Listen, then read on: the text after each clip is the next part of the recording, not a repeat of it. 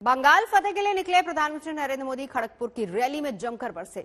मुद्दा विकास का उठा, तुष्टीकरण का उठा, गुंडागर्दी का उठा और हर कहीं प्रधानमंत्री का 2014 वाला अंदाज ही देखने को मिला। बंगाल में इस बार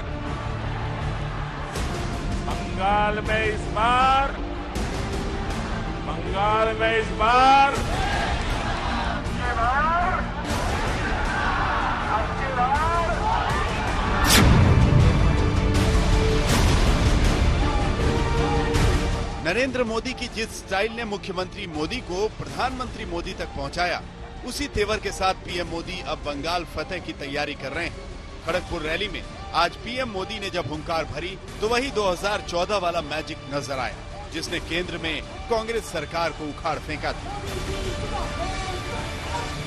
आपका ये उत्साह साफ साफ कह रहा है, बंगाल में इस बार बीजेपी सरकार, बंगाल में इस बार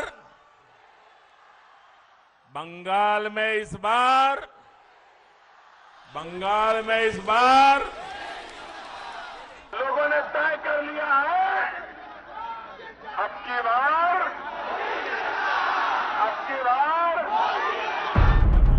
पश्चिम बंगाल में विधानसभा चुनाव के बाद पहली बार पीएम मोदी ने उस नारे की हुंकार भरी जिस अंदाज में पीएम मोदी ने देश की जनता से मौका मांगा था, उसी अंदाज में आज बंगाल की जनता से वोट मांगे। अंतर बस इतना था कि 2014 में 60 सालों की बर्बादी का जिक्र था, तो इस बार 70 साल में गैर बीजेपी शासन का जिक्र।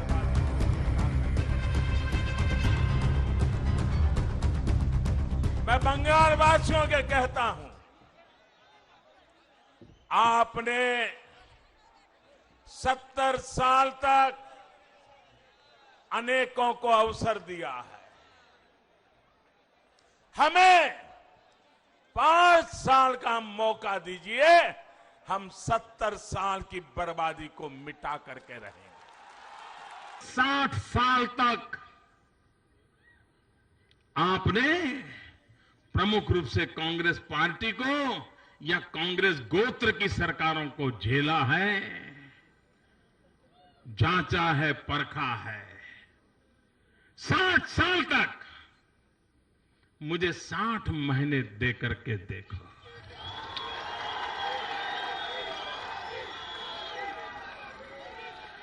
मैं ज्यादा नहीं मांग रहा हूं, उन्होंने 60 साल में जो बर्बादी लाई है, मैं 60 महीने में देश को उससे बाहर निकालने का इरादा लेकर के आया हूं। भाई, देश को चौकीदार की जरूरत है, मुझे 60 महीने के लिए चौकीदार का काम दीजिए। 60 साल तक आपने शासक चुने हैं, 60 महीने के लिए एक सेवक को चुन करके देखिए। मुद्दा विकास का उठा, तुष्टीकरण का उठा, गुंडागर्दी का उठा और हर कहीं पीएम मोदी का 2014 वाला अंदाज देखने को मिला। हिसाब मांग रहे हैं, लेकिन जवाब देने के बजाय दीदी उन पर अत्याचार कर रही है। आज हर बंगालवासी कह रहा है, दीदी के तो बोलछी किंतु उन्हीं सुने छन्ना। अम्फान चक्रवात का हिसाब मांगो तो दीदी को गुस्सा, राशन के चावल की चोरी का जवाब मांगो तो जेल में डाल देती है, कोयला घोटाले पर जवाब मांगो। दरअसल पश्चिम बंगाल में अब सीधी जंग मोदी बनाम ममता की हो चुकी है। एम फैक्टर बंगाल की सियासत का भविष्य तय करने वाला है। बीजेपी ने पश्चिम बंगाल में अपने सियासी चेहरे का ऐलान नहीं किया। ऐसे में मोदी मैजिक के भरोसे बीजेपी बंगाल के मैदान में, जहां ममता और मोदी के बीच खेला की जंग शुरू हो चुकी है। खेला हो गए,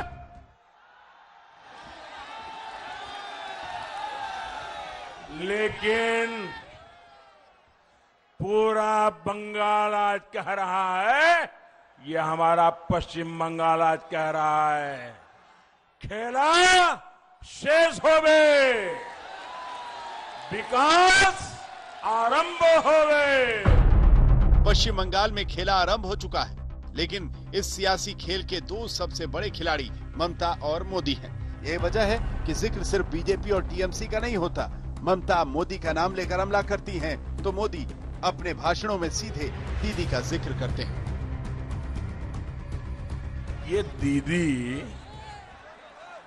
विकास की हर योजना के सामने दीवार बन करके खड़ी हो गई है। आपने दीदी पे भरोसा किया, लेकिन दीदी ने आपको दुर्नीति दी, आपके साथ विश्वासघात किया।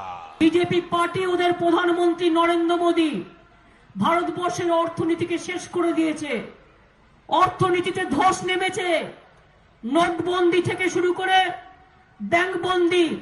আজকে বলুন তো কবে বলবে হলদিয়া পোর্টটাও বিক্রি করে দাও।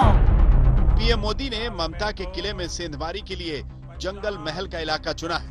वो जंगल महल जिसके बारे में कहा जाता है यहाँ से होकर रास्ता बंगाल के मुख्यमंत्री की कुर्सी तक जाता है।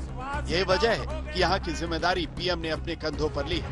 करीब 7 दिन के अंदर पीएम की 4 रैलियां बंगाल के जंगल महल इलाके में रखी गयी, यानी करीब हर दूसरे दिन जंगल महल के अलग अलग इलाकों में पीएम हुंकार भर रहे हैं।